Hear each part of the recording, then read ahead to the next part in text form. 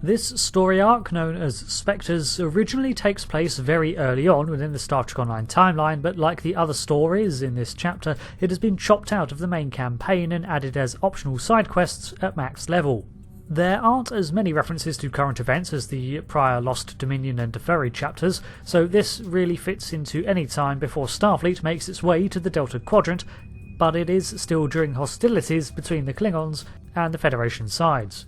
Apart from that, there's no reason not to include it here, as it makes for quite a good addition to the narrative. However, I can completely see why it was removed as extraneous content. So, one day while out on patrol, we are contacted by Fleet Admiral Quinn, the CNC of Starfleet. He gives us some vague instructions, but the fact that he's contacting us directly hints at this mission's importance. We've received reports of strange events in the Eta Eridani sector, near the Donatu system.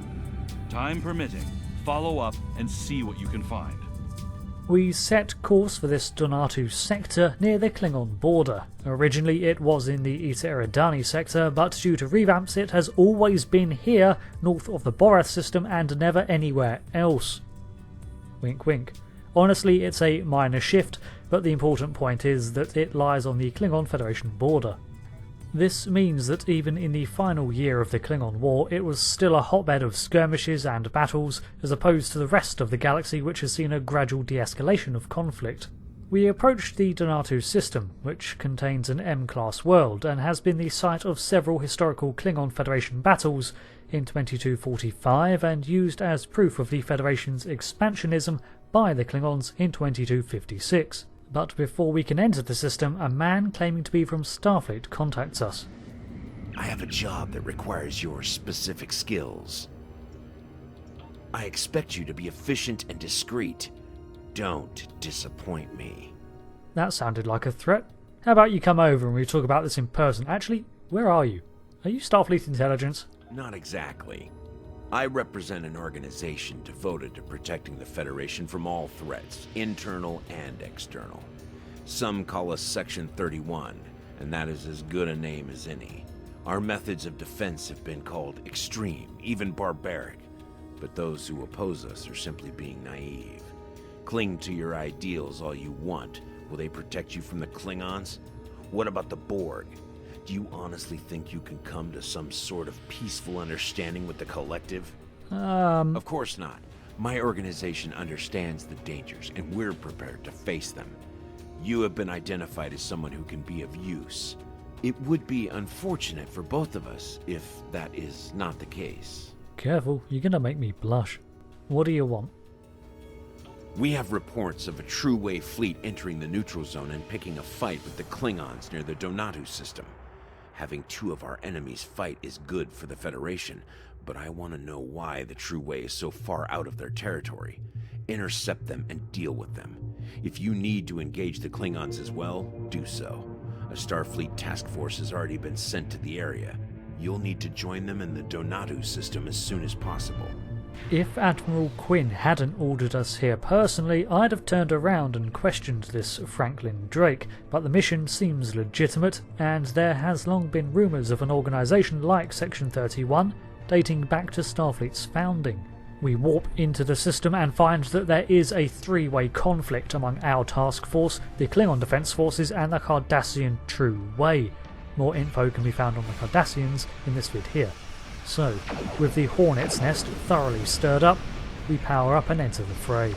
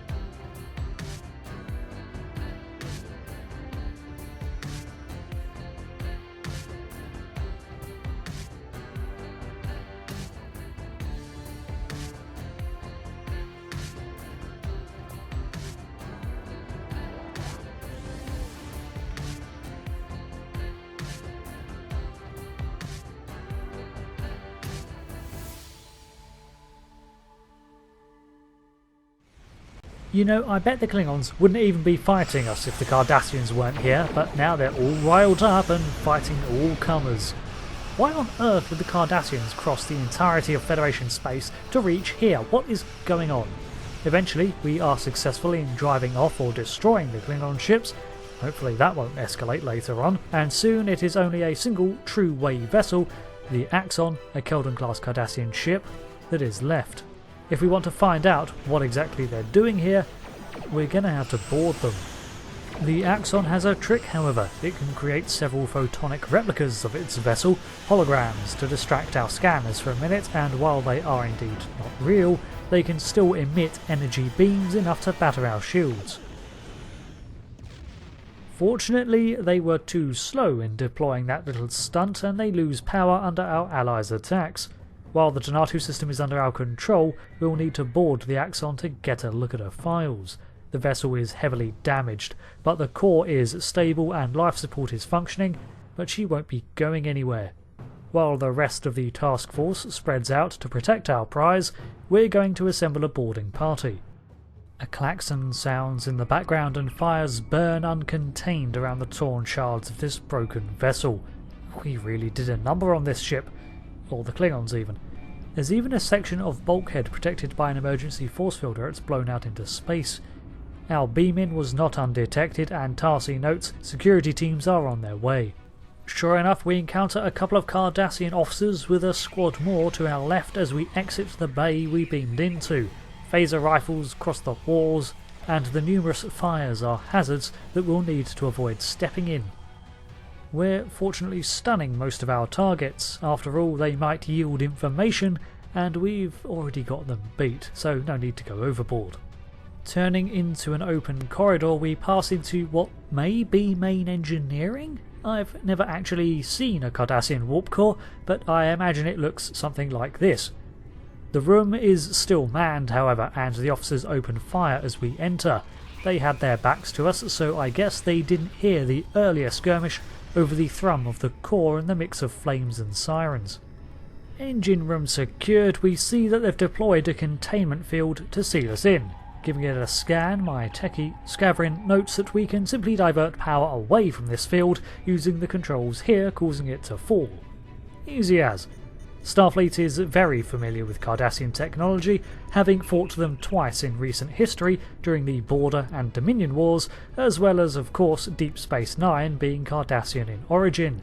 On top of that, we've been helping the official Cardassian government for decades now in rebuilding, as we did with Bajor. Tarsi is seemingly alarmed at how easily we've made progress.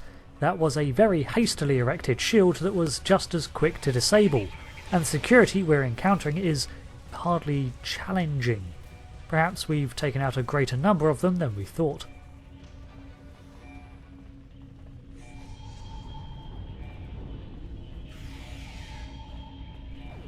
What was that? Was the True Way fighting oh no, now they're fighting us. We engage these Cardassian forces in what appears to be a mess hall. The Cardassians here don't pursue those apparitions, but instead focus on us, the intruders. Whatever it was we just saw, the True Way doesn't seem to be allied with them. Maybe a potential ally for us? We stoop to investigate one of the wounded, but on closer inspection we learn that this True Way soldier is dead. This isn't our handiwork. Temet confirms that there are no visible wounds on this individual, but perhaps if we use a Cardassian-tailored medkit, we could find the cause of death. Well, we are here to find out information. Perhaps the answers are just different from what we were expecting. Looking around the mess hall, we can't see anything here, so we press on to find the nearby sickbay. Just keep an eye out for more of those spectres.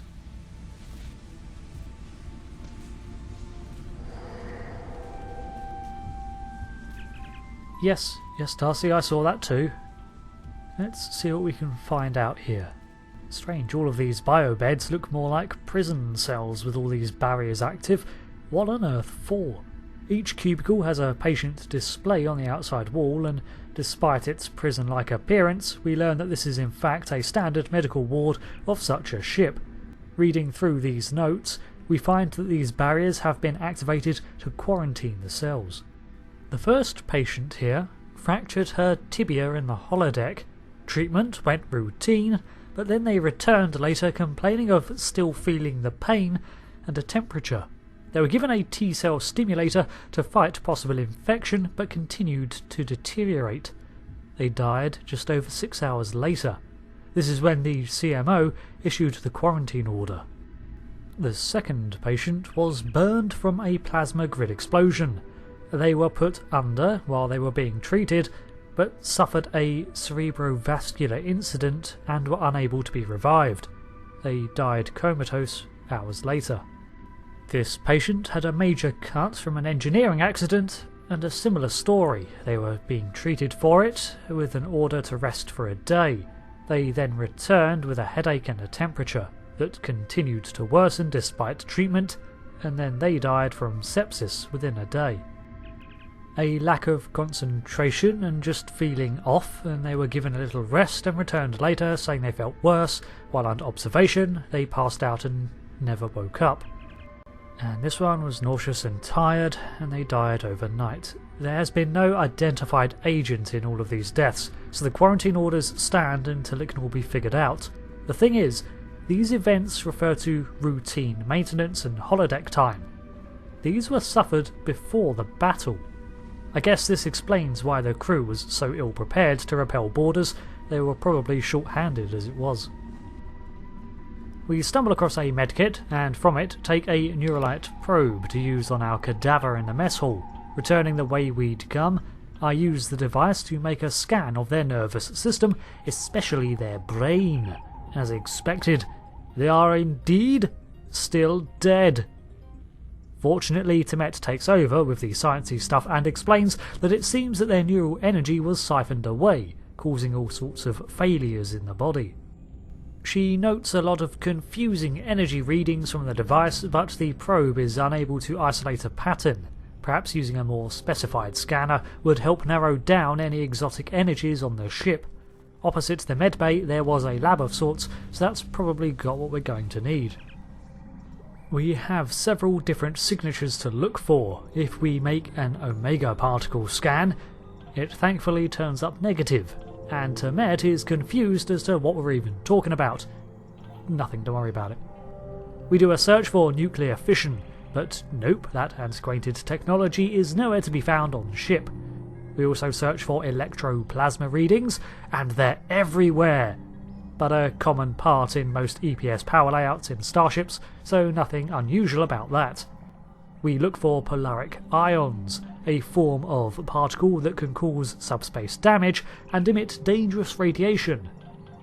Nada. It's not until we scan for triolic waves that we get a ping. The bridge is awash in triolic energy, and it causes damage to organic lifeforms with humanoid nervous systems. This sort of energy would indeed mess with the Cardassians, and us if we linger too long, but we need answers, so the bridge is our next destination. Stepping out of the turbolift, we see that now familiar ambient aura of blue energy, and ghost-like silhouettes flicker into existence. This would be the nexus of whatever is going on here. As the ambient sound dies, the spectres attack with siphoning energy waves and sail towards us in their haze. The elongated forms are hard to make out, and occasionally they flare up a brilliant violet as if illuminated by a black light. From what we can see, they have cone-like heads and no facial features. They seem to be clustering around the prone forms of the former crew of this ship. Either way, our phaser fire causes them to vanish, but there are no bodies. It's like they simply phase out of existence. All except one, a larger form, wreathed in light and spines, almost flits about the bridge, drawing close to the away team and draining them of their energy. This phantasm is more resilient than the rest, and it seems unaffected by our fire until finally, without warning, it too just ceases. Temet recognises the signs from the reports. Davidians. Encountered first in 2369, well, technically. This species exists out of phase with our universe, but are nonetheless residents of it. They also have a similarly ambient relation to time and can enter different time eras. However, they're not normally visible because of this phase variance without specialised equipment that is not present here. Inspecting the crew's logs may shed some light on the situation. We'll start by playing the captain's last few logs. Our mission goes well. The Axon has disabled or destroyed 7 enemy ships. I look forward to reporting our successes. The Chief Medical Officer is concerned about casualties. It is his job to be concerned. Mine is to operate this ship at peak efficiency. I have read his report about unexplained deaths and dismissed it. There is always an explanation. He simply hasn't looked hard enough for it. I cannot let his failings disrupt our mission. Gul Madred is looking for men of purpose to assist him. He wants leaders with the will to use whatever means are necessary to free our people from Federation tyranny. If all goes well, after this campaign, I will be seen as one of those leaders. So these issues were present for some time before this mission, and the captain was all in for Madred's crusade. Let's try the chief engineer's log.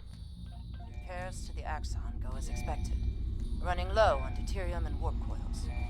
Wish there was more time between battles to do more than patch critical systems. But time is the most precious commodity there is. 4 crewmen down.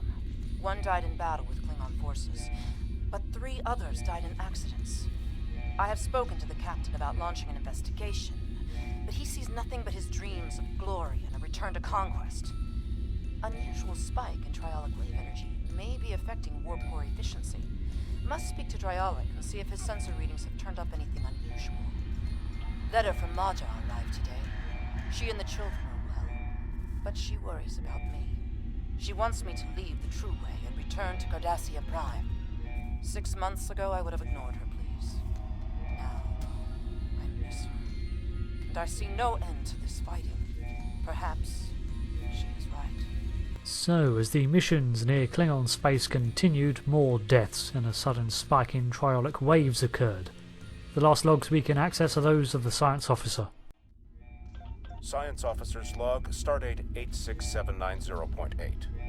My duties on a combat mission are limited, but I was pleased today to have a chance to scan the approaching Griffin's Comet. The comet itself has not been a focus of much scientific inquiry, and it last passed through this sector in the late 23rd century. My scans, however, reveal surprising amounts of triolic wave energy emitting from the comet, as well as detectable amounts of chronoton particles. The triolic waves will unfortunately prevent a closer study of the comet. They are quite harmful to humanoid life forms, and the captain is loath to jeopardize our mission for my curiosity. I have requested the launch of a Class 1 probe. The chronotons are of even greater interest. They appear in instances of temporal disturbances, which could mean that this comet has been, or will be, in the presence of a temporal event. Time mechanics are so cumbersome. I must have more data. But the captain has never had much interest in science. Perhaps I will remind him that chronoton particles are harmful against the aliens who live in the Bajoran wormhole. A potential weapon to use against the Bajoran's gods may be of enough interest to him to divert our course. We copy our findings and return to the Daring. I am not sure what Drake expected us to find, but did he suspect Davidians? Because I sure as hell didn't. We send our report and await his response, which is very prompt. Are you sure you found no sign of the Cardassians attempting to open a portal, or otherwise bring the Davidians into our phase variance? This is troublesome. There are pieces to the puzzle I don't have yet. Let me do some digging and I will be in touch. Until next time. So, I guess now we just hang around in this sector. We'll need to be alert for Davidians then, keep a close eye on the crew. The fact that they can exist right next to you is troubling enough, that they're seemingly able to directly siphon off neural energy is even more so. We went in to get answers and instead found more questions. Section 31 being involved adds another angle to this. They must have had an inkling something was up before sending us in, but either way, we're now in very dangerous territory. And I'm not just talking about the Donatu sector. Thanks for watching this episode of the story series as we explore the ever-evolving narratives of Star Trek Online. I've been Rick, and I hope to see you next time as we delve deeper into just what these ghoulish creatures want in the Spectre's story arc. Thanks again for watching. I'll see you next time. Watch your back.